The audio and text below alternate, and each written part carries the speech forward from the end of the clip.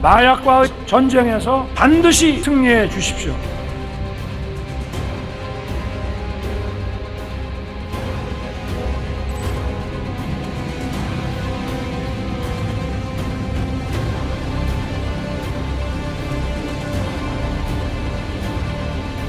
마중을 나와서 검색대 사이로 빼내줬다.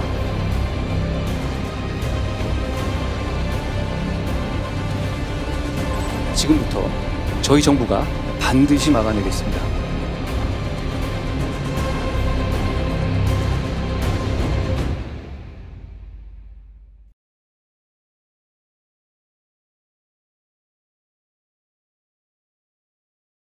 자, 우리나라의 검찰은 무소불위의 권력을 통해서 이른바 법질서 정치 통치술이라는 것을 접목을 해왔다고 합니다. 네. 정치적으로 해결할 수밖에 없는 사안들을 윤석열과 한동훈의 검찰은 자신들 입맛에 맞게 적용을 해서 정치적으로 반대하는 주장이나 시민사회의 집단적 요구를 뭐 업무방해죄, 네. 또 집회를 하면 교통방해죄, 뭐 명예훼손죄 등을 적용을 해서 형사문제로 만들어갖고 처벌하고 그렇지. 처단하는 폭력을 사용을 해왔습니다. 법비들이 이런 짓을 하죠. 네네. 법비들. 예.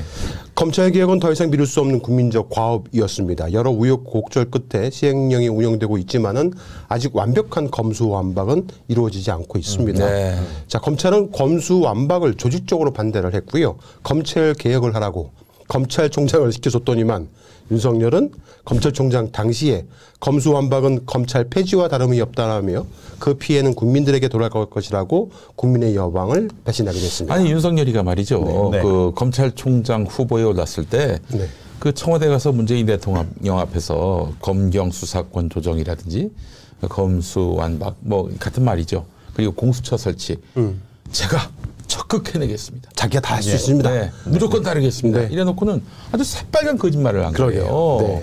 예. 180도 다른 얘기를 하고 있는 거예요. 그렇죠. 네. 자, 윤석열은 결국 대통령에 오르자 별다른 인지도도 없던 한동훈을 후계자로 생각하고 그를 파격적으로 법무부 장관에 발탁합니다. 검찰공화국의 서막을 시작한 겁니다. 자, 그리고 특정 매체는 한동훈 몸집 키워주기에 올인을 했습니다. 이른바 청담 술자리 보도. 이 사건으로 이념적 진보 측에서는 무려 70%가 넘는 사람들이 믿었습니다. 네, 조선일보 네. 2023년 1월 1일자에 실렸어요. 네네. 민주당원인 사람들에게 물어봤는데 그 강진구 일당이 보도했던 청담동 술자리에 대해서 믿느냐 했더니 네. 69%가 믿는다고 했습니다. 네네. 70%가. 예. 네. 자, 한동훈은 당시 진보 언론으로부터 공격받는 법무부 장관 네. 이미지를 만들어졌고 네. 상대적으로 보수층이나 중도층의 그 이미지가 각인이 됐습니다. 네. 청담 술자리 보도는 희대의 가짜 뉴스가 되었던 겁니다. 자, 이제 날개를 다른 한동훈은 검찰 수사권을 원상복구하는 이른바 검수원복을 할 수 있는 국민들에게 위장술로 보일 수 있는 가장 좋은 카드를 생각해냅니다. 네. 바로 그것이 마약입니다. 마약. 검찰 조직 내 최고 엘리트 수사검사들과 수사진들로 검찰 특수팀을 꾸려서 마약 사건을 담당하게 하는데 마약 유통뿐만 아니라 직접 마약 투자자들까지도 수사를 할 수 있는 권한을 검찰들에게 주는 원래 시행령을 경찰한테 개정합니다. 넘어갔는데 그렇죠. 이거를 이제 시행령 바꿔가지고 그렇죠. 국무회의에서 네. 그래서 다시 이제 검찰이 다 가져온 네. 그런 상황이 된 거죠. 맞습니다. 예. 한동훈이요 2022년 10월 14일 날 이렇게 마약과의 전쟁을 선포하고 검찰에 꾸린 이 마약범죄 특별수사팀이 가만 보시면 경찰이 안 보입니다. 세관 특사경, 방통위 전문요원, 식약처 특사경 등으로 조직을 만들어서 검찰 특수팀만으로 경찰이 아닌 검찰만이 제대로 수사를 할 수 있다는 것을 연출하려고 했던 겁니다. 한동훈이. 네.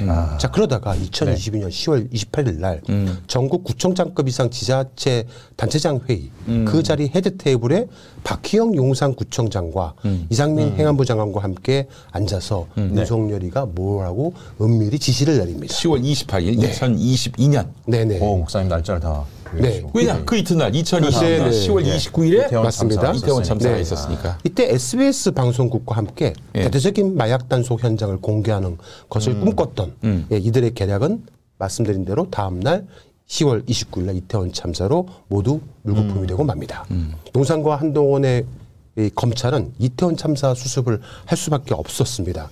그로부터 몇 달 뒤에 2023년 1월 23일부터 2월 27일까지 약 한 달간 인천과 김해공항을 통해서 총 12차례에 거쳐서 약 127kg 필로폰이 말레이시아로부터 밀반입됩니다. 약 500만 명 이상이 일회 투약할 수 있는 엄청난 분량이었습니다. 야, 윤석열 정권 법무부가 이제 마약 특별수사 팀을 꾸리고 네. 대대적인 단속에 들어갔는데 그걸 비웃기라도 하듯이. 그렇죠. 예. 국가안보 보안이 뻥 뚫려버린 심각한 국가 문란, 국기 문란 사건이 터진 겁니다. 자, 여기서 사람들은 이 말레이시아에서 들어온 마약 사건이 당시 영등포 경찰서의 백혜룡 경정팀이 수사를 통해서 시작한 것이다라고들 알고 있는 분들이 많으신데요. 하지만 이 사건은 검찰이 가장 먼저 인지했습니다. 만약 그 당시에 검찰이 기본적인 수사만 제대로 했어도 말레이시아의 조직이 한국에 밀반입한 엄청난 규모의 마약은 절대 발생하지 않았습니다. 아울러 한동훈이는 거봐, 내가 뭘 했어. 그렇죠. 우리가 마약 특별 수사를 하자고 했고 네. 이 엄청난 조직을 일망타진했잖아. 네. 내가 옳았잖아. 뭐 이러면서 기세 등등했을 그렇겠죠. 거예요. 예. 검찰이 이 사건을 축소하고 은폐한 것인데요. 2022년 10월 마약과의 전쟁을 한동훈 윤석열이 선포를 하고 검찰 특수팀까지 전국적으로 만들어졌는데 검찰, 세관, 경찰 등이 얼마나 혈안이 되어서 마약사범 소탕을 위해서 열을 올렸겠습니까? 네. 각 수사기관 지휘부의 담당 마약 전담팀을 만들고 네. 심지어 일반 형사팀까지도 닥달해가지고 마약사범을 소탕해라 막 이럴 때였거든요. 그런데 한 번에 국민 500만 명이 투약할 수 있는 엄청난 마약이 뻥 뚫린 거네요. 밀반입됐고 그것도 어이없게도 몸에 테이프로 씩씩 부착해서 검찰 그 사건을 알고 있었는데도 네. 세관이 그거를 몰랐다는 게 말이 안 되지 않습니까? 네. 자, 그러면 처음부터 검찰이 이 사건 자체를 덮으려 했는지부터 살펴볼 필요성이 있습니다. 그렇죠. 예. 네.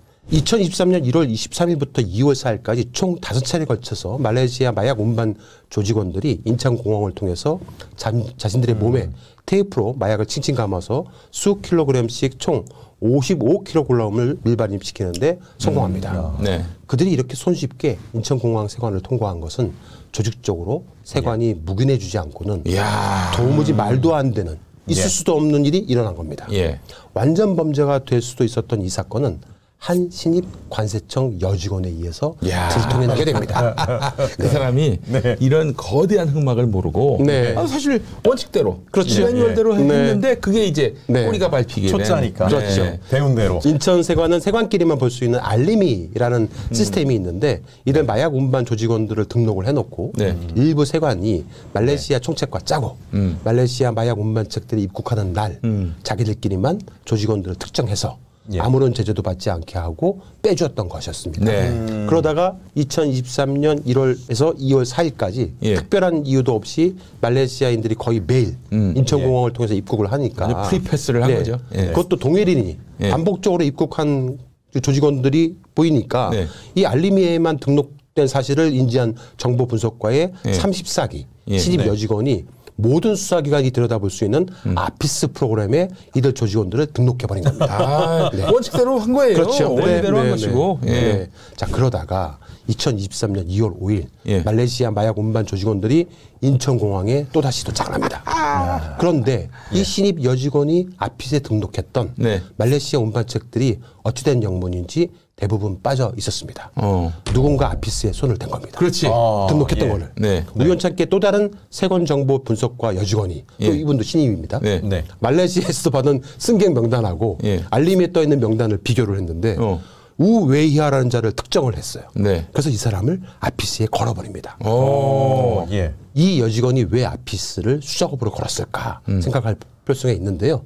전자통관 시스템에서 프로그램이 승객 정보를 취합해서 여러 가지 계산을 거쳐가지고 네. 자동적으로 특정인을 검색해서 예. 화면에 띄워주는 프로그램이 아피스입니다. 네. 그런데 프로그램을 확인하고 조작하는 것도 사람이 하는 일이기 때문에 네. 수동으로 얼마든지 제어할 수 있고 조작할 그렇지. 수가 있습니다. 예. 뺐다 넣었다 할 수 있는 거거든요.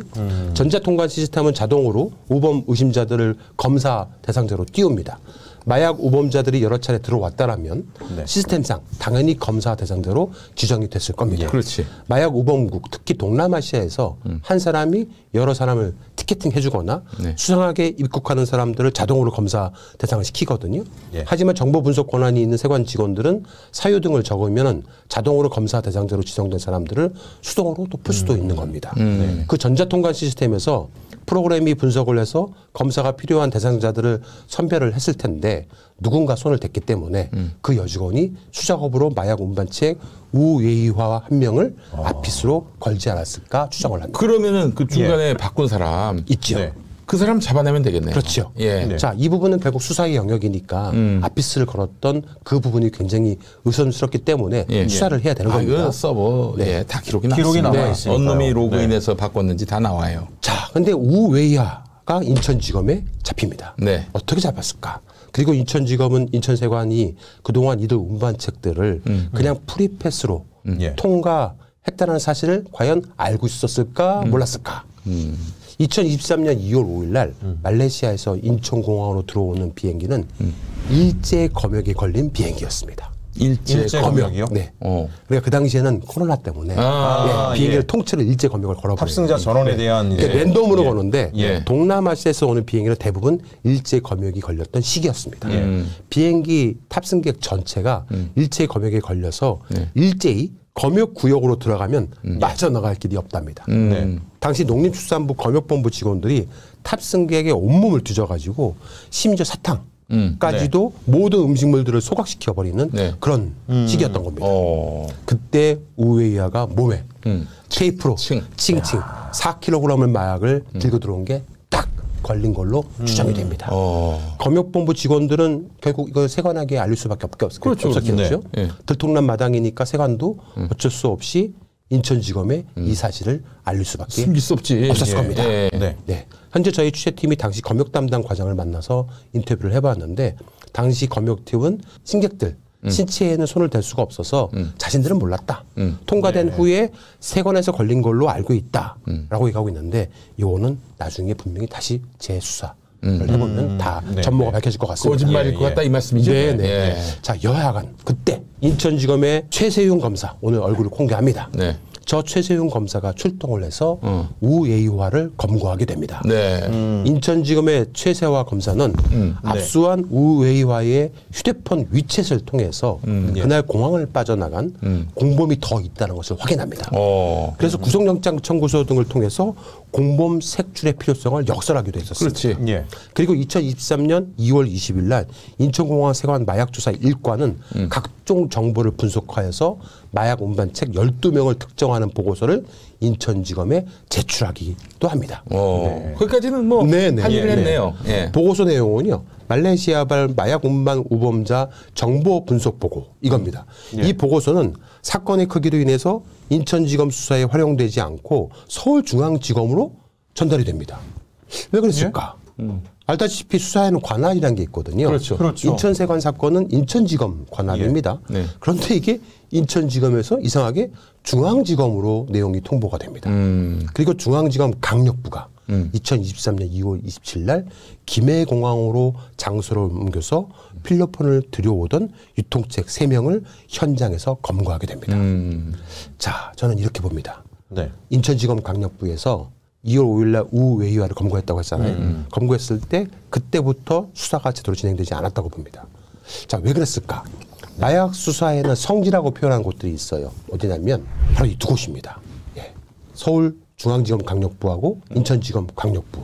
이게 마약 수사에 특화된 검찰 마약 수사관들이 가장 많이 있는 그런 곳입니다. 인천은 그럴 만도 한 게 네. 그 항만도 있고 그렇죠. 공항도 네, 있고 네, 네. 그러하니 예. 자, 그때 인천지검은 당시 인천세관 근무자들을 100% 수사했을 겁니다. 그렇죠. 예, 예, 우회를 잡았으니까 네, 네. 얘가 왜 이렇게 자주 통과됐지? 당연히 기초수사하기 때문에 수사를 했을 겁니다. 그때 세관 직원들이 실토했을 가능성이 매우 큽니다. 예. 우리 뒤에 누가 있다? 누가 있다. 그분이 계신다. 계신다. 예. 용산이 있다. 네. 라고 했을 가능성이 매우 높습니다. 인천지검은 그래서 확인하기 위해서 바로 용산 대통령실로 보고를 했을 겁니다.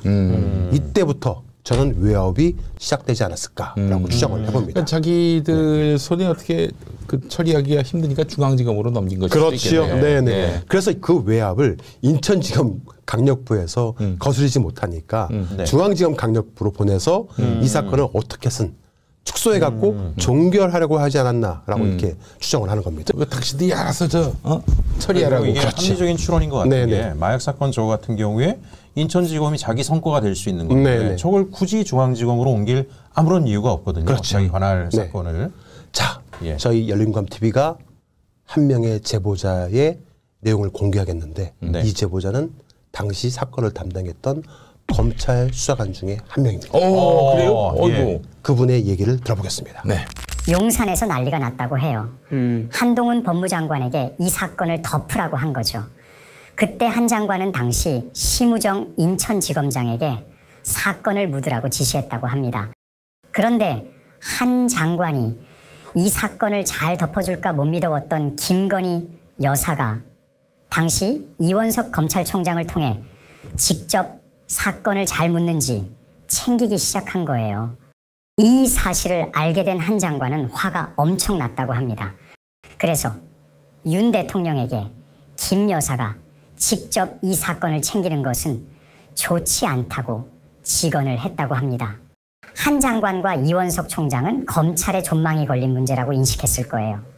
그런데 그러거나 말거나 김 여사는 윤 대통령을 통해 이원석 총장보다 한 기수 높았던, 그러니까 당시 이원석 총장이 27기였거든요. 만약 차기 검찰총장을 뽑는다면 27기나 그 다음 기수로 가야 하는데 한 기수 높았던 당시 인천지검 심우정지검장에게 이 사건을 잘 덮으면 차기 검찰총장 자리를 약속했다는 겁니다.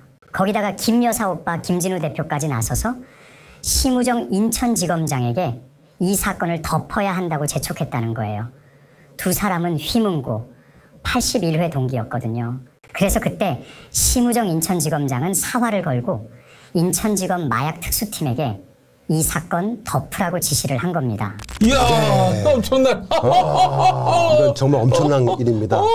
현재 이 검찰 수사관은 네. 누군지 밝힐 수가 절대 없고요. 저도 예. 이제 무덤까지 가기로 하고 약속을 특정되기 하고. 어렵습니까? 네, 수사관이기 때문에. 그래도 이 방송 나가고 나면 저 수사관 찾느라고 아주 그렇죠. 네, 그래서 야, 어쩔 수 없습니다. 왜 심우정이야?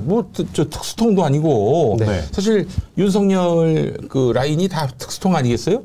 그쪽도 아닌. 그렇죠. 심우정이가 왜 왔나? 혹시 저기 김진우가 휘문고 동기이기 때문에 네. 김진우 빨로 온 건가 봤더니 그 김진우 빨이라고 하기엔 좀 너무 약한 부분이 있었는데 그렇죠. 결국 이 인천세관 마약 사건과 연결이 된 연관이 겁니다. 돼 있었군요. 바로 심우정 씨가 그 당시 인천지검장이었거든요. 아하. 그래서 네. 심우정 인천지검장이 덮으라고 지시를 내리자 인천지검 마약범죄특별수사팀에 김현실 부장검사가 있습니다. 네. 최수영 검사 등은 윗선의 지시를 따를 수밖에 없었을 겁니다.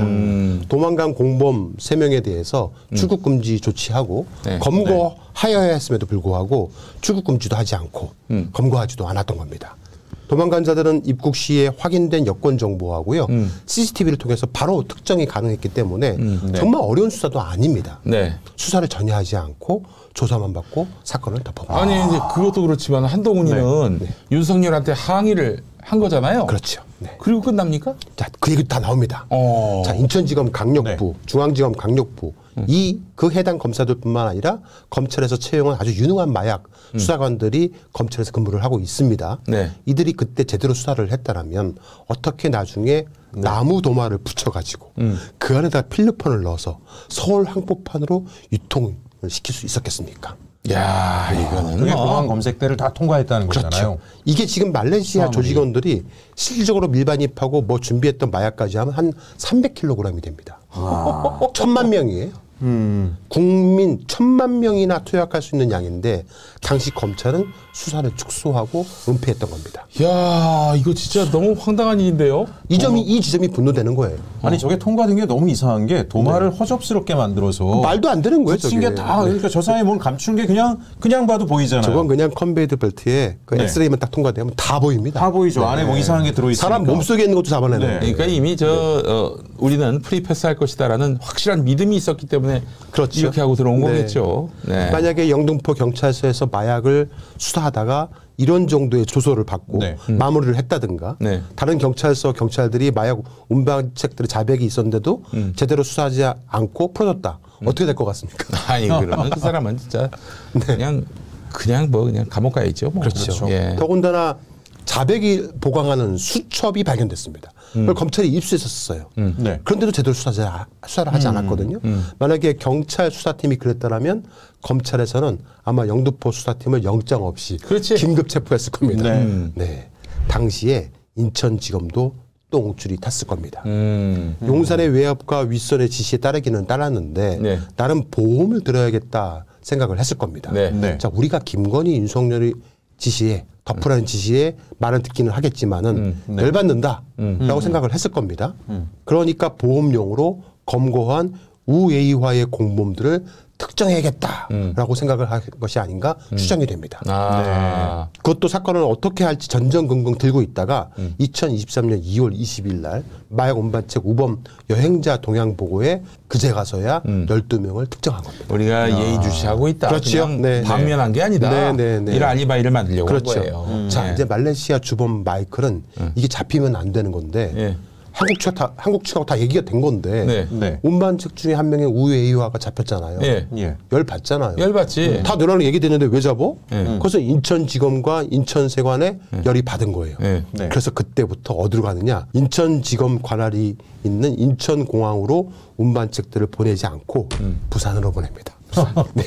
김해공항으로 바로 다음 날 그것도 바로 다음 날 2023년 2월 6일부터 예. 2월 27일까지 예. 총 6차례 약 50kg을 보란 듯이 줄줄이 보내봅니다. 아, 밀반이 시킵니다. 다른 관할로 네. 보낸 거군요. 예. 당시 이제 심우정 인천지검장하고 김현식 부장검사는 당연히 고민에 빠질 수밖에 없죠. 네. 줄줄 들어온 거 다 알고 있을 텐데. 전산으로 다 연결돼 있고 다 그렇죠. 뜨는데. 예. 이거 봐주는 것도 한계가 있다.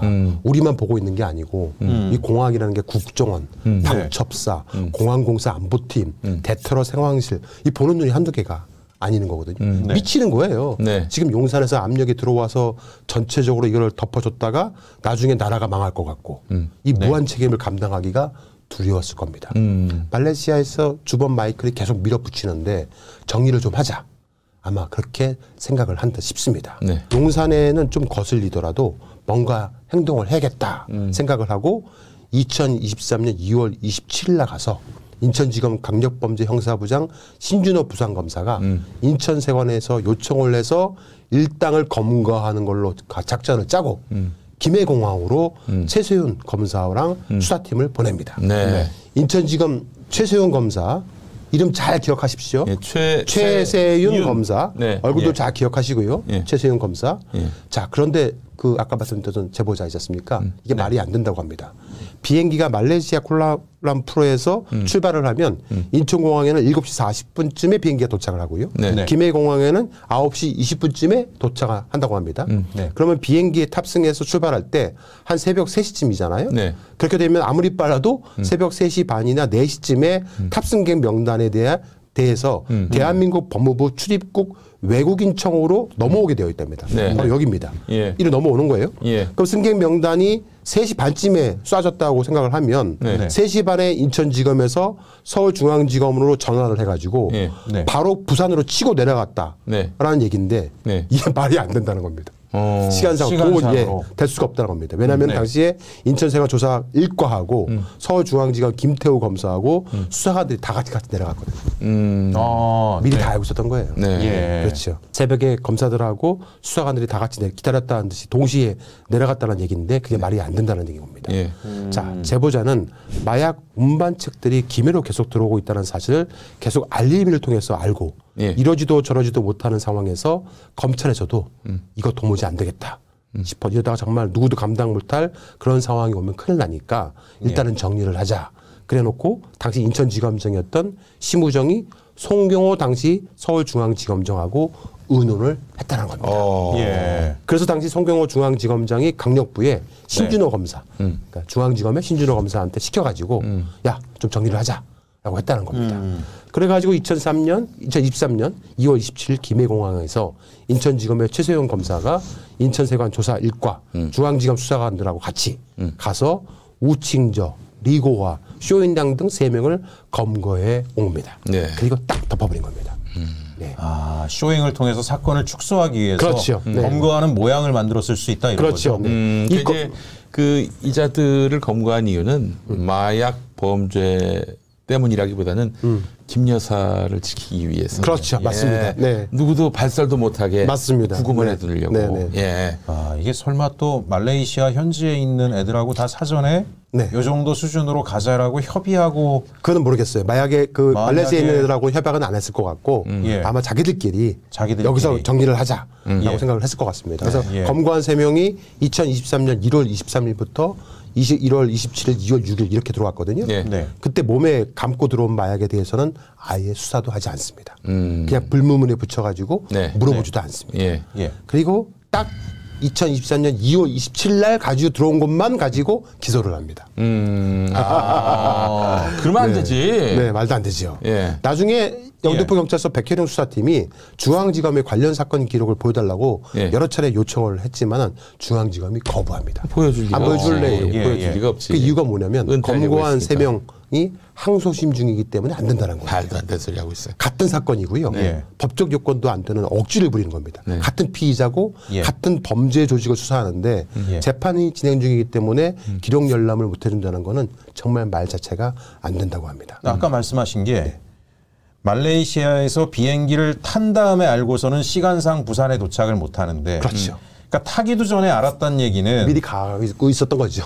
그렇죠. 그러니까 타기 전에 애들이 탈 거다라는 얘기를 말레이시아에서 누군가가 해준 그럴 수도 있겠죠. 거잖아요. 그죠? 그러기 전에는 절대 이 시간을 맞춰서 그런 쇼를 하기가 아니면 어려운데. 거기서 뭐 그렇죠. 네. 그럴 수도 있겠습니다. 네. 아니 혹시 그 알려준 사람이 김 씨 아닙니까? 그건 모르겠습니다. 자, 영등포 경찰서 백혜령 수사팀은 한참이나 지난 2024년 5월에 가서야 네. 겨우 자료를 확보하게 됩니다. 네. 이것도 1,000원으로 사건 기록을 확보하게 되는데 네. 이때 정말 골 때리는 일이 발생합니다. 어. 이 사건을 덮었던 중앙지검 강력부장 신준호 검사가 2024년 5월에 차장급인 대검 마약조직범죄 기획관으로 승진하고 자리를 옮겨갑니다. 은폐한 것에 가담한 것으로 네, 보이는 네, 이 네. 사람이? 네. 어. 그리고 인천지검의 김현실 부장검사도 예. 서울중앙지검 차장검사로 아이고, 영전에 갑니다. 영전하셨네. 여기 저 검찰 조직은 우린 통상 회사가 이제 뭐 차장 위에 부장 그렇잖아요. 네. 근데 검찰 조직은 부장 위에 차장이야. 맞습니다. 이거 승진한 네. 거지. 승진. 네. 이 사건을 덮었던 2명의 부장검사가 모두 승진하고 다른 곳으로 간 겁니다. 검사 세계를 좀 아는 사람들은 알겠지만은 일반 강력부 검사들이 승진을 해서 차장을 다는 경우는 거의 없습니다. 대부분 반부패 공공범죄 수사부라든가 공안부장, 특수부 검사들이 차장을 달지 네. 일반 강력부 부장검사들이 차장을 달기는 매우 어렵기 때문에 그렇습니다. 그렇죠. 예. 특히 윤석열 검찰총장 시절 때부터 한동훈 법무부 장관 때까지 대부분 반부패 공공범죄 수사부 부장들이 승진을 했지 특수통들. 강력 부장들이 승진을 하는 자리가 아니었습니다. 예. 그런데 신준호, 김현실 2명의 검사가 모두 차장을 답니다. 마약의 혜택을 봤어요. 네. 이렇게 마약 은폐의 혜택을 봤어요. 맞습니다. 이렇게 사건을 덮었던 담당 예. 검사 둘이 동시에 승진을 하니까 공석이 생겼었습니까? 네. 네. 그 순간에 백혜령 경정팀이 사건 기록을 공문을 통해서 송부해 받은 겁니다. 만약 이 사람들이 인천지검에 있었다든지 못 받았지. 그럼 중앙지검에 절대 안 줬을 거고요. 있었다면 강력부장으로 있었다면은 못 받았죠. 못 받았죠. 예. 백혜령 경장은 이렇게 어렵게 입수한 사건 기록을 보면서 참을 수 없는 분노를 느꼈다고 합니다. 이게 뭐야? 이러면서 조국 자녀 사건이라든가 예. 이재명 대표 사건이라든가 네. 정말 말도 안 되는 사건으로 압수수색을 수백 번 예. 더군다나 그 가족, 지인, 주변인까지 탈탈탈탈 털어서 법인카드 12만 원도 채 안 되는 것으로 온갖 망신을 주고 네. 세상을 발칵 뒤집어 놓은 검찰이 네.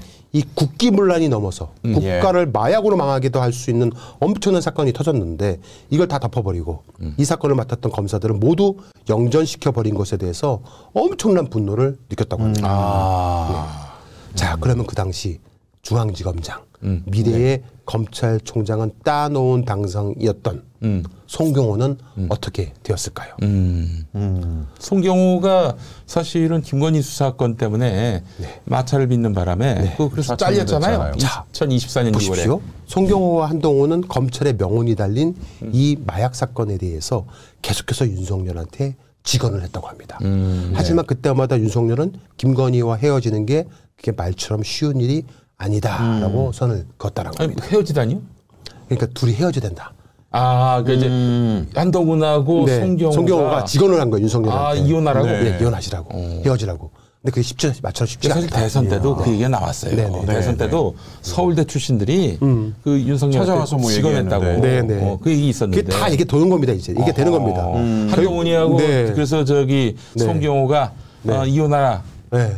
그래가지고 한동훈이를 미워한 이유가 거기 네. 있었군요. 결국 송경호도 검찰총장은커녕 2024년 5월에 부산지검장으로 좌천당합니다. 그러니까 윤석열 대통령 취임 후에 첫 검찰 인사에서 여주지청장에서 검사장으로 승진을 하고 네. 곧장 서울중앙지검장으로 직행했던 윤석열 이후에 두 번째 초고속 승진을 했던 윤석열의 오랜 최측근이자 총장 검사했던 총장이 될 수 있는 충성 검사였던 송경호마저도 검찰의 명운을 걸고 윤석열한테 강언했다가 좌천당합니다. 아니 이 사람들은 윤석열한테 충언을 한 건데 그 김건희를 노엽게 했다는 이유로 아웃된 거 보면은 이 나라 권력은 김건희한테 있었던 그렇죠. 거예요. 뭐 당시에는 뭐 하여간 도이치모터스 사건이나 이런 거에 관련해서 명확한 태도를 보이지 않는다, 의심스럽다, 뭐 그렇게 얘기가 됐었는데. 그렇죠. 송경호가 그렇죠. 아웃된 것이 그렇죠. 그 이유였던 거죠. 명품백 문제라든지 네. 그리고 주가 조작 문제 관련해서 수사도 제대로 안 하고 있었던 상황인데 네. 그렇게 알고 있었는데 네. 실제로 마약 사건이었다. 아이고야. 이건 모든 퍼즐이 다 맞춥니다. 네. 그리고 한동훈은 처음에 사건이 터졌을 때는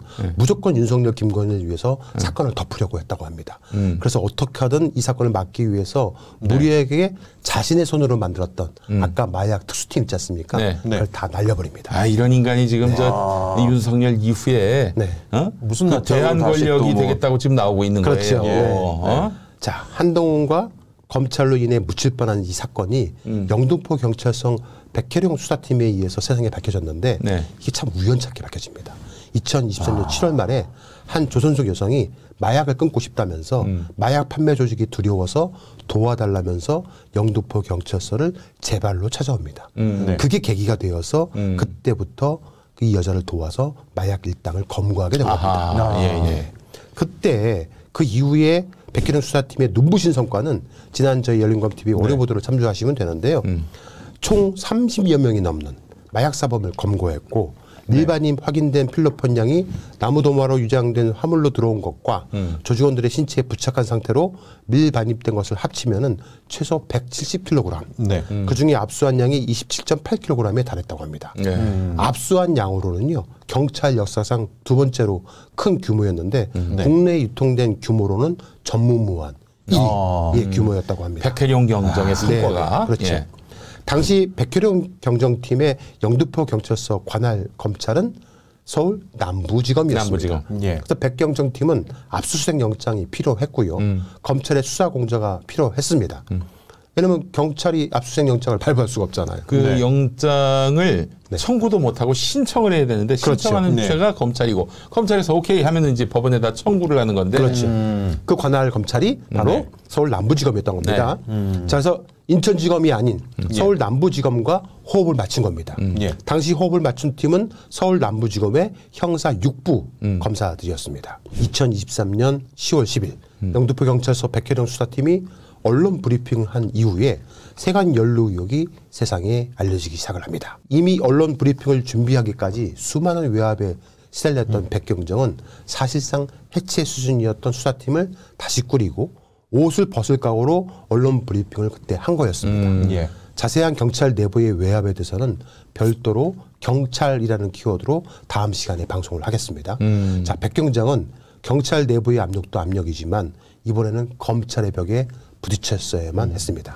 언론이 원래 사실 경찰한테 넘어간 대로 수사 맡겼으면 일망타진됐을 텐데 한동훈이가 무리하게 그걸 다 가져가가지고 벌어진 사달 아니겠습니까? 그렇죠. 언론 브리핑을 했던 그날 2023년 10월 10일 브리핑 직후에 이때까지 수사팀과 호흡을 맞춰왔던 서울 남부지방검찰청 형사 6부 검사로부터 대검에게서 엄청 깨졌다. 그래서 자신들이 알지 못하는 내용이 있는지 묻는 전화를 수천해왔답니다. 그리고 동시에 그날 10월 10일 남부지검 형사 6부가 폭파됩니다. 없어졌어요. 당시 형사 6부 특수부가 7명 체제였거든요. 네. 네. 그런데 이 사건을 담당하던 허정 2차장 산하의 이준동 부상 형사 6부가 7명에서 5명으로 가장 수사를 열심히 도와주었던 검사 2명을 날려버립니다. 그 마약 사건 업무 자체를 이 박성민 1차장 산하 형사 3부 서원익 부장에게로 이전시켜버립니다. 이관시켜버려요. 6부에서 했던 거를 3부로 이관시켜버린 겁니다. 그리고 차장과 부장 모두를 바꿔버립니다. 이렇게 특수부를 아작낸 사람이 바로 한동훈입니다.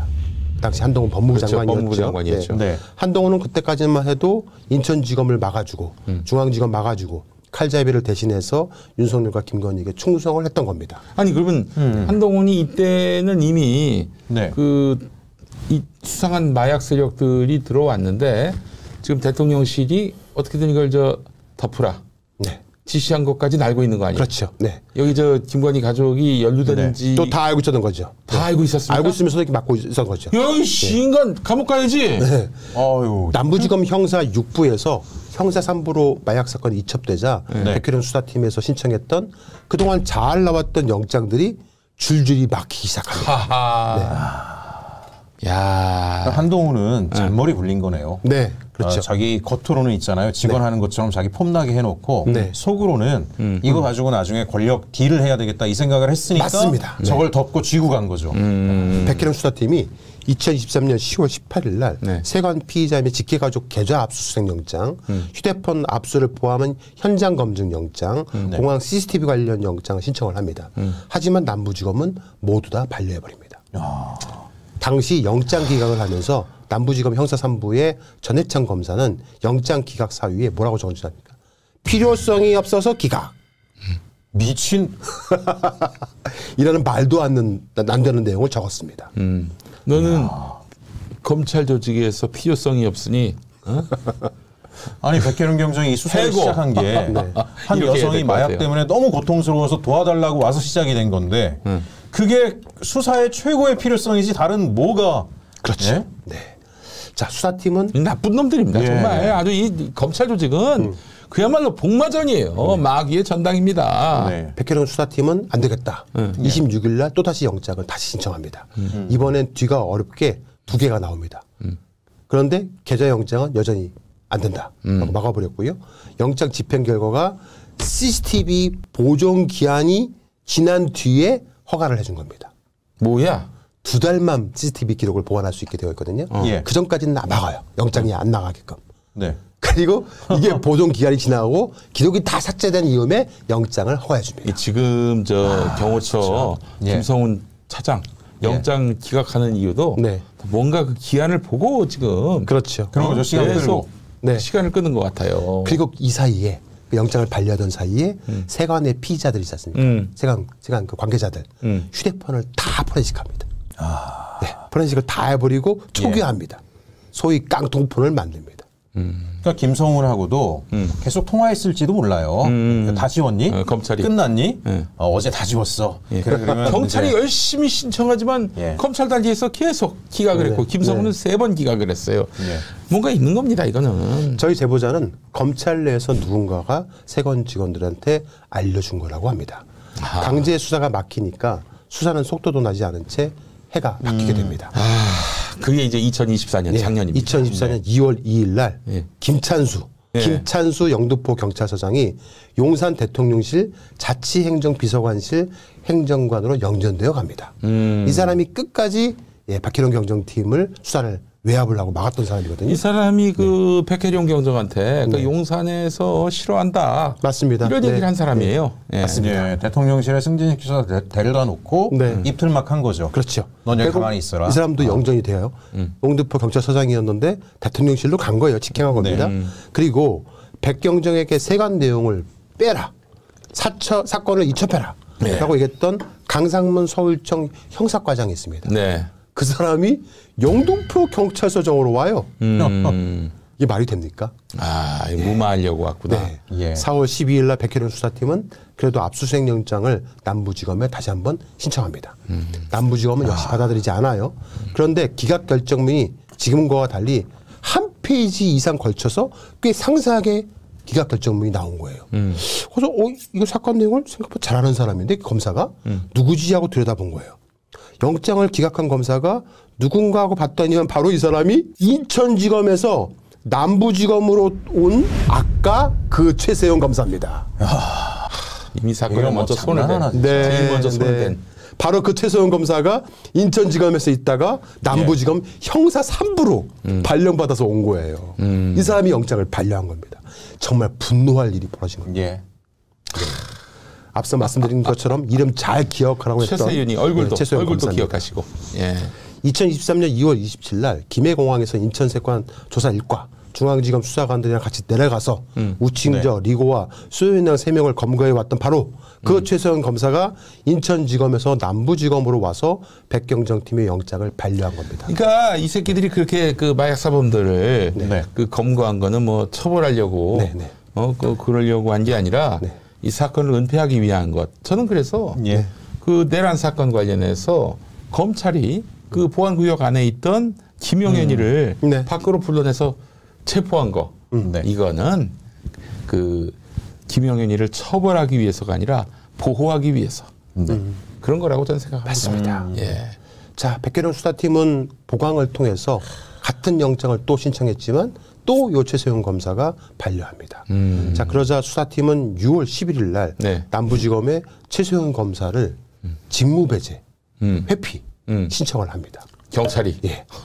영장 신청을 반려했다고 해서 예. 경찰이 검사 회피를 요청하는 경우는 네. 경찰 역사 일에 처음 있는 우리 일이었습니다. 백혜룡 경정이. 네, 네. 예.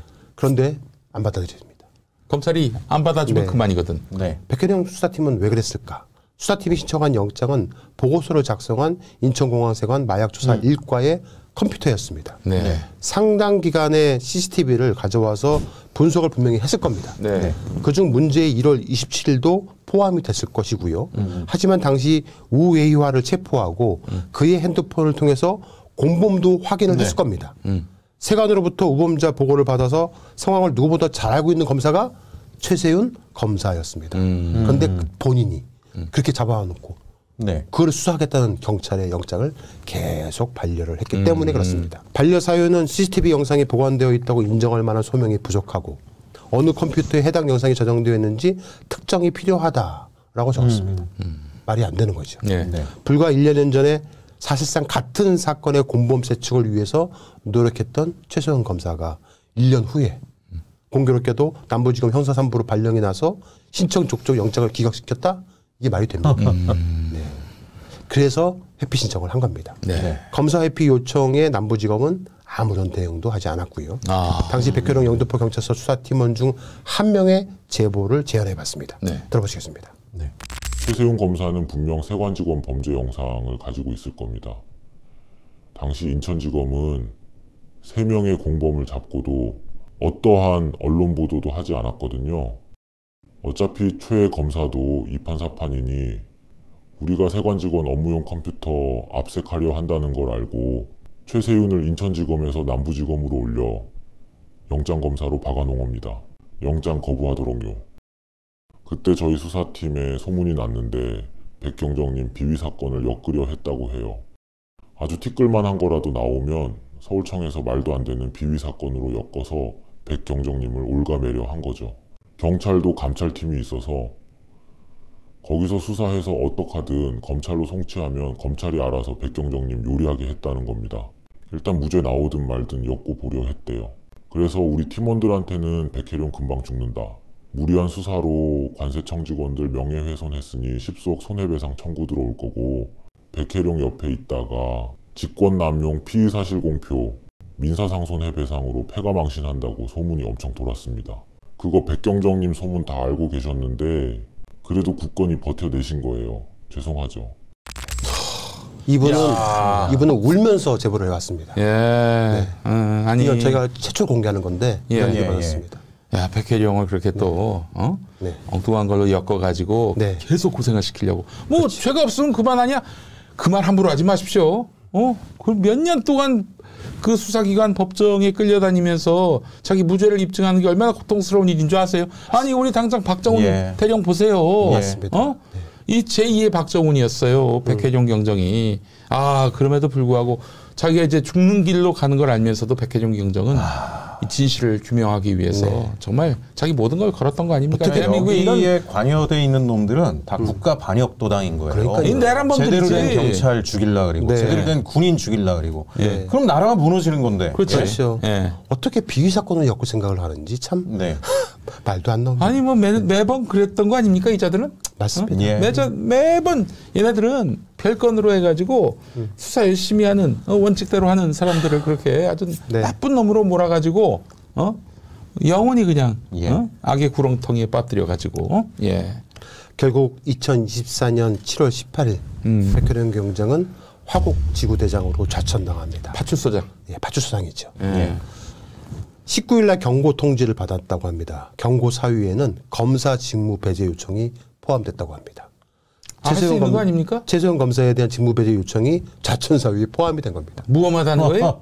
세상에 그런 게 어디 있습니까? 예. 그렇죠. 무엄하다는 거죠. 감히 검사한테. 야, 이 나쁜 놈들 아닙니까? 이거 이 정도면은 대한민국 검찰은 범죄 집단이에요. 네. 당시에 어쨌든지 간에 최검사는 인천지검에 있었으니까 이 수사에 이해 충돌 여지가 있는 거고. 그렇죠. 당연히 배제해야 되는 거고 회피를 해야 되는 건데 네. 그걸 가지고 저렇게 보복성으로 한다라 그러면 야, 근데 말이죠. 네. 지금 그 심우정이가 검찰총장이에요. 예. 그 인간이 지금 검찰총장입니다. 예. 네. 참. 자, 그런데 진실은 송곳 같습니다. 네. 네. 검찰 내에도 훌륭한 사람들이 존재하고 아, 그래요? 네. 정의로운 수사관들이 남아 있습니다. 검찰 내부에서 반발 기류가 형성되기 시작했습니다. 네. 예. 처음에는 작게 묻으려고 했는데 네. 이게 묻으려면 묻을수록 자꾸 더 삐져나오는 거죠, 송곳처럼 막 이제. 삐져나오는 거예요. 검찰 내 소문이 급속히 번지기 시작을 했고요. 네. 결국 김건희 집안의 마약 사업의 연결고리를 끊어야 한다는 이야기들이 나오기 시작을 했습니다. 네. 검찰 주요 간부들이 끊임없이 검찰이 살려면은 김건희와 단판을 봐야 한다라고 네. 계속 얘기를 나왔고 어쩔 수 없이 한동훈을 푸시하기 시작합니다. 네. 많은 사람들은 한동훈과 김건희가 돌아올 수 없는 강을 건너게 된 것이 이른바 김건희 명품백 수수 사건으로 불거진 그 사과 논란에서 비롯된 것으로 알고 있습니다. 하지만 실상은 마약이었습니다. 한동훈 법무부 장관은 어떻게 해서라도 김건희와 윤석열이 위장 이혼이라도 해야 한다고 생각을 합니다. 하지만 윤석열은 반발을 했다고 말씀드렸잖아요. 가스라이팅 당했어요. 그냥 다 찍어 누르면 따라오라는 식이었다고 합니다. 윤석열과 김건희의 방패막이 역할을 하던 한동훈은 살 길을 찾아야만 했습니다. 네. 여당 내 주요 중진들과 협의를 했다고 합니다. 네. 물론 거대 기득권 세력들과도 협의를 했을 겁니다. 모양새는 국민의힘에서 한동훈을 비대위원장으로 추대하는 모양새로 하고 한동훈은 사실상 정치 참여를 선언하면서 법무부 장관은 사퇴합니다. 윤석열은 당시 김기현 대표 체제로 총선을 치를 계획이었습니다. 네. 윤석열은 당황했다고 합니다. 그리고 무척 화가 났고요. 무려 2달 동안이나 법무부 장관 자리를 공석으로 뒀다는 것은 한동훈의 사퇴는 약속된 것이 아니란 겁니다. 박성재가 됐죠. 네, 예견된 일도 아니었고요. 2달 뒤에 가서나 윤석열은 후임으로 박성재를 법무부 장관으로 임명합니다. 박성재는 한동훈보다 더 자신의 말을 철석같이 믿을 사람이라고 생각을 한 겁니다. 무색무취한 네, 사람이니까요. 대검찰청 감찰 이과장이었고요. 서울중앙지검 금융조사 1부장이었고 법무부 감찰 담당관 등 요직을 지낸 뒤에 서울중앙지검장, 서울고검장을 거쳤던 사람이고요. 윤 대통령하고는 1994년 대구 지검 시절에 갖고 왔었는데 2013년도에 그 국가정보원 사건 댓글 조작 사건으로 윤석열이가 대구고검으로 처천됐다는 얘기 들어보셨죠? 네, 네, 그때 네. 대구고검장이 바로 박성재였어요. 아, 그래요? 네. 윤석열의 상전이었습니까? 네, 그렇습니다. 네. 제가 검찰 쪽에 있는 분한테 박성재 법무장관 됐을 때 어떤 사람이냐라고 물어봤더니 네. 머리를 집에 두고 다니기 때문에 론런하는 분이다 이렇게 얘기를 하더라고요. 예. 네. 네. 예, 한동훈이 외장형. 네. 자, 한동훈이 법무부 장관에서 사퇴를 해도 검찰 내에서는 한동훈도 같이 죽을 수가 있다. 왜냐하면 법무부 장관 때 그 이 마약 사건을 묻고 막아뒀던 법무부 장관이 한동훈이기 때문에 네. 계속 푸시를 한 거죠. 그러니까 한동훈도 같이 죽을 수가 있으니까 윤석열에게 끊임없이 네. 김건희와 헤어질 것을 재촉을 한 겁니다. 그러니까 김건희가 저기 작년 초부터 계속 한동훈이하고 각을 네. 세웠던 거예요. 네. 어? 그 한동훈은 국민의힘 비대위원장이 돼서도 김건희 특검법을 악법이라고 규정을 하고 윤석열 의중에 따르는 것처럼 표현을 했었거든요. 하지만 이런저런 악재가 계속 겹치기 시작을 했고요. 2024년 1월에 바로 이 김건희와 건너올 수 없는 강을 건넌 데크팀 관련된 문자가 결국은 이제 드러난 거죠. 그 저기 한동훈의 최측근 김정유리가 뭐라고 그랬습니까? 줄리 앙뚜아네트, 마리 앙뚜아네트. 그 얘기하면서 이제 뭐 대노하게 된 것이고요. 한동훈이가 법무부 장관을 그만둘 때부터 윤석열은 한동훈을 이미 버렸다라는 소문이 있었는데 그래서 당시 윤석열은 한동훈에게 법무부 장관직뿐만 아니라 모든 직에서 사퇴하라고 했었답니다. 심지어 국민의힘 비대위원장직도 어부상식 맞지 않아라. 포기해라 라고 얘기를 했다고 합니다. 아 진작에 그랬군요.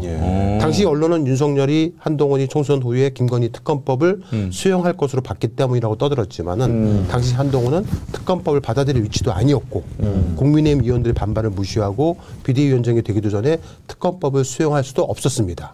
즉 그들의 언론들의 얘기는 틀렸던 겁니다. 다 마약 때문이었어요. 마약이에요. 마약. 네. 자, 윤석열의 검찰과 한동훈의 검찰 간의 새싸움이 벌어진 겁니다. 윤석열의 검찰과 한동훈의 검찰. 그 윤석열 검찰은 대가리들이고 한동훈은 이제 주니어급들. 검찰의 명운이 걸린 일이지 않습니까? 자, 이 일은 문재인 정부의 김호수 검찰총장에서 7기수를 건너뛰어서 파격 인사로 윤석열의 신임을 한몸에 받았던 윤석열이 믿고 의지하는 특수통 검사 이원석 검찰총장이 검수 원복을 위해서 온몸을 바쳤지만은 감히 마약 사업에 대해서 검찰의 명운 운운하며 용산에 항명을 하다가 결국 옷을 벗고 검찰을 떠나야만 했습니다.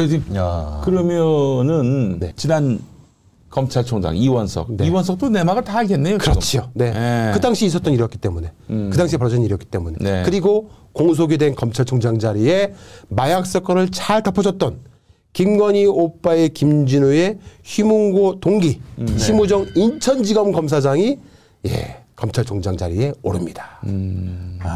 그래서 난 사실 심우정의 특수통도 아니고 뭐 수사 경력이 화려한 검사도 아니고 그렇다고 뭐 윤석열 라인이라고 보기도 좀 어려운 그런 인물인데 어떻게 저렇게 됐나. 김진우하고 동기라는 점 말고는 김진우가 그렇게 힘이 센가? 무식하고 철없는 오빠가 김진우라고 하더니 인천지검장 당시에 마약 사건을 덮어줬던 거예요. 이런 퍼즐이 맞춰지네요. 그렇죠. 저도 이제 다 보이네요. 이게 그렇죠. 김건희가 목사님 개를 좋아하지 않습니까? 개. 개같이 충성하는 걸 좋아합니다. 그렇죠. 그래서 검찰을 견찰을 만들어 놓고 개처럼 부리니까. 자, 우리 저 대한민국 기자분들 한동훈이 만나면 물어보십시오. 그 마약 사건 알고 있냐? 알고 있었냐? 그리고 반드시 물어봐야 됩니다. 윤석열, 김건희한테 이거에 대해서 브레이크를 걸었냐? 물어봐야 됩니다. 이거 안 물어볼 거예요, 틀림없이. 저희 오늘 열린감투에서 보도하지 않은 증거들 많이 있습니다. 고소하세요. 자, 김경일 비대위원장의 명분배 사고 발언은 김건희와 윤석열로 하여금 한동훈을 죽여버려야겠다고 생각하게 만들었기도 했습니다. 줄리 앙뚜아네트 사건. 한동훈과 짜고 내놓은 발언이라고 윤석열 부부는 생각했을 겁니다. 윤석열은 한동훈의 비대위원장 사퇴를 종용합니다. 하지만 특수부 검찰 출신 국민의힘 의원을 중심으로 한동훈을 편들고 나섰습니다. 비대위원장 거취는 용산이 관여할 일이 아니다라고 못을 박았습니다. 자, 윤석열과 한동훈의 대립은 이제 걷잡을 수 없게 되었습니다. 잠깐 한동훈이 화해 제스처를 씁니다. 그리고 2024년 10월 23일 날 충남 서천 화재 현장에 가서 저렇게 90도로 딱 인사하면서 이 이재민들을 병풍 삼아가지고 이 미친 인간들이 거기서 화해 쇼를 벌인 거예요. 갈등 수습 의사를 내비쳤지만은 그때뿐이었습니다. 결국 한동훈은 나중에는 윤석열 김건희 부부와 등지고 언젠간 세상에 알려질 이 사건으로 인해서 자신에게 닥칠 운명을 점쳐서 검찰을 택하고 검찰과 함께 윤석열과 단판을 지으려고 했습니다. 표면상 한동훈은 김건희 디올백 사건으로 윤석열에게 반기를 든 모양새를 취했지만은 하지만 진짜 이유는 마약 사건이었습니다. 집권 2년이 채 안 되는 상황 속에서 터진 김건희 일가의 마약 사건은 검찰한테는 정말 충격이었습니다. 디올백 같은 작은 사건은 검찰은 눈도 안 떠봤어요. 쬐끄만 백이니까. 쬐끄만. 근데 마약은 이거는 검찰 입장에서는 감당이 안 되는 거예요. 그래서 아까 제가 말씀드렸지만 견찰을 만들어 놓고 마약견을 빼고 견찰로 대치를 시켰는데 이 견찰이 짖는 거예요. 그렇죠. 그래서 네. 뺐더니 네. 물려고 달려드네. 뭐 이렇게 된 거 같네요. 딱. 작년 한 해 동안에 윤석열 그 한동훈 갈등사를 보게 되면은 항상 윤석열은 의심했습니다. 너 네. 김건희 특검 수용할 거지? 너 이 새끼 수용할 것 같아 느낌에 이 새끼 배신자. 어? 우리 언제든 칼 찌르려고 하잖아. 너 모를 것 같아? 이 나쁜 새끼 같은 이라고. 네. 내내 이런 식이었어요. 잘 보세요. 예, 예. 모든 그렇죠. 기사 검색해 보시면 맞습니다. 정확하게 이 톤이었어요. 네. 자, 검찰과 한동훈은 이대로 가다간 다 죽는다고 생각을 예. 했다고 합니다. 한동훈은 미래 권력을 꿈꿨던 사람이고 검찰과 척을 질 수는 없었기 때문에 그렇습니다. 한동훈은 스스로의 힘으로 2024년 7월에 국민의힘 대표에 오릅니다. 그리고 국민의힘 대표의 자격으로 윤석열과 김건희 문제를 단판 지으려고 했습니다. 2024년 10월 11일 날 동남아시아 순방을 마치고 돌아온 윤석열 부부 앞에 서 있는 한동훈은 고개를 저렇게 빳빳이 쳐들고 윤석열과 악수를 하고 의도적으로 김건희를 외면하기도 했습니다. 이 김건희도 외면했어요. 둘 다 쌩까서 서로. 그리고 급기야 2024년 10월 21일 그 문제의 사진. 아, 요거. 예. 그런데 이날 윤석열 앞에서 깨갱하고 돌아왔다고 합니다. 그렇죠. 그 옆에 정진석이 앉았어요. 네. 예. 엄청나게 욕만 처먹고 깨갱하고 돌아왔다고 해요. 이제 왜 윤석열은 계엄을 통해서 한동훈을 죽이려 했는지 이해가 아, 그림이 다 나옵니다. 네, 딱 네. 떨어져요. 네. 네. 영등포 경찰서 관할 남부지검의 마약 사무는 원래 2차장 산하의 형사 6부에서 담당을 했었습니다. 그 형사 6부가 공공범죄 반부패 마약이 소관 업무였기 때문에 그렇습니다. 그런데 조직적 방해를 하기 위해서 검찰은 1차장 산하의 형사 3부가 사건을 가져가게끔 해버렸습니다. 특수부였던 형사 6부는 부장검사가 발령을 났고요. 규모가 축소되었습니다. 검사 아까 7명 짓에서 5명으로요. 판단하건대 남부지검 형사 6부가 영등포서에서 수사 중인 세관연루 마약 수사에 적극 협조했다는 사유로 부장검사 이준동, 마약 담당 검사 조혁, 김주은 검사가 수모를 겪은 걸로 보입니다. 그래서 저는 이 부장검사 이준동, 마약 담당 검사 조혁, 김주은 검사가 언젠가는 양심선언을 해야 한다라고 생각합니다. 네. 야, 이건 어마어마한 내란에 뭐 버금가는 이런 사태가 있었네요. 또 네. 우리가 관심을 안 가져서 그렇지. 네. 남부지검의 형사 3부로 이관된 마약 사무를 당시에 전해창 신진아 검사 등을 맡겼는데 왜 형사 6부가 맡고 있었던 마약 사무를 갑자기 형사 3부로 2024년 10월 10일 이관을 했는지 반드시 그 경위도 밝혀야 합니다. 예. 그리고 문제의 최소영 검사는 최초의 말레이시아 마약 운반 조직원을 적발 검거했던 검사였습니다. 그리고 마약 조직 실체와 규모를 밝히기 위해서 노력했던 검사였습니다. 네. 그런데 어찌된 영문인지 영등포 백혜련 경정팀이 요청한 기본적 사실관계를 확인하기 위한 압수수색 영장을 2번이나 반려하고 수사를 방해했습니다. 더더욱 어이가 없는 것은 네. 영등포 경찰서에서 특정한 세관 직원들의 법률 대리를 법무법인 YK에서 맡았다라는 얘기가 있었어요. 그래서 저희가 YK, 네. 법무법인 YK를 한번 검색을 해봤는데 그러니까 그 세관 피의자들이죠. 그 변호를 맡은 사람이 누군가 알아봤더니만 그 사람이 바로 서울중앙지검 강력부 부장검사였던 청규용 변호사입니다. 이 사람이 21년 07월부터 22년 07월 아까 그 시기에 예. 서울중앙지검의 강력부 부장검사였습니다. 이 사건에 연루된 검사들이 김현실 검사, 신준호 검사 있잖아요. 둘 다 같은 시기에 중앙지검 강력부 부장검사들이었습니다. 다 같은 검사들이었어요. 부장검사들. 야, 그럼 이 내용에 다 연결돼 있을 수 있는 그렇죠. 사람이 네. 또 변호사까지 맡고. 그렇지요. 네. 검거된 리고와 쇼인 양은 2023년 2월 27일 범죄 외에 추가로 2024년 1월 27일, 2월 6일 자신들의 범죄에 대해서도 구체적으로 자백을 하였고요. 이러한 내용이 검사 작성 피신 조사에 기재되어 있음에도 수사와 기소가 이루어지지도 않았고 그대로 종결되어 버렸습니다. 아이고. 당시 인천지검 강력부와 중앙지검 강력부가 협업하여서 수사하였던 상황이었으므로 이들 부서에서 협의해서 사건을 덮은 겁니다. 당시 사건을 덮은 모든 검사들을 다시 수사해야 합니다. 이후에 영등포 경찰서에서 말레이시아 마약 운반책 2명 캐린스 위나를 검거한 후에 세관 직원들이 마약 밀반입 유통에 가담한 사실을 인지하고 2023년 1월 27일, 2월 6일 범죄에 대해서도 수사를 하려고 하자 이 사건을 모종의 이유로 덮었던 권력이 총동원돼서 더 이상 실체를 밝히지 못하도록 위압을 행사한 겁니다. 참고로 일선에서 근무하는 파출소 경찰관들이 허리에 착용하는 그 389경 권총 아십니까? 네. 그 무게가 어떻게 되는지 아세요? 680g. 예. 680g입니다. 일부 경찰관들 중에서 권총 무게가 허리 디스크를 유발한다면서 권총 착용 면제 요청을 하기도 합니다. 그 680g 차고 이렇게 매일 다니면 허리가 아프죠. 예. 한쪽으로 이렇게 네. 쏠리니까. 그런데 필로폰 4kg를 네. 신체에 부착하고 감히 대한민국 최첨단 보안 시스템을 갖춘 인천공항을 태연하게 입국을 합니다. 389경 권총 6자루 무게를 몸에 채우고 말입니다. 그냥 겉으로 봐도 이상할 텐데요. 네. 그렇게 하면. 말레이시아 마약 사건 주범 마이클. 국내에서 범죄를 저지르고 해외 도피한 자도 아닙니다. 정확한 인적 사항을 알지 못하죠. 대한민국에 막대한 피해를 끼쳤고 또 체포된 조직원 케니스 유나 등이 말레이시아 당국에서도 마약 유통 관련 특급 사범으로 마이클을 쫓고 있다고 진술까지 했습니다. 공조 수사 협조를 해달라고 말레이시아 경찰 당국에 요청을 할 수밖에 없겠죠.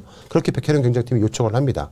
이제 정확한 인적 사항 있지 않습니까? 뭐 생년, 월일, 성명 뭐 이런 것들을 특정이 안 됐기 때문에 그런 사유로 이제 보낸 겁니다. 그런데 거부가 돼요. 국제공조 수사 관련은 본래 경찰청 외삭과 인터폴계 소관입니다. 사건별로 특별 취급되는 경우가 있을 수 있습니다. 백혜련 경장팀은 말레이시아로 직접 가려고 했습니다. 네. 마이크를 잡으려고. 네. 말레이시아 가서 잡으면 될 거 아닙니까? 네. 네. 백혜련 경제팀이 잡은 조직원 중에 한 명의 언니가 그 말레이시아로 수사팀이 오면은 나머지 조직원들한테 다 불겠다. 마이클의 거처에 대해서도 불겠다. 수사 협조를 하겠다. 라고 얘기를 한 거예요. 그래서 수사팀은 말레이시아로 가서 이제 잡아오면 되는 거죠. 네. 네. 그래서 말레이시아 영사한테 수사 협조를 요청합니다. 그래서 말레이시아 영사가 알겠다고까지 했어요. 그런데 갑자기 그 조직원 언니가 사라져 버렸습니다. 어? 혹시 윤규근 총경 아십니까? 네.